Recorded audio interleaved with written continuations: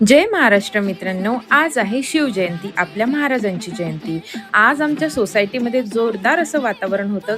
आम्ही तिघं मस्त रेडी होऊन खाली निघालो।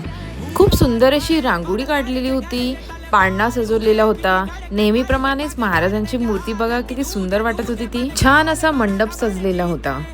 मला महाराजांची आरती करायचं सौभाग्य। आरती झाली, सगळ्यांना पेढे वाटण्यात आले। मग त्यानंतर आम्ही सगळ्या बायकांनी मिळून पाळणा हलवला, छान अशी गीत गायली। तर दिवशी सगळे एकत्र येतात, एकमेकांना भेटतात।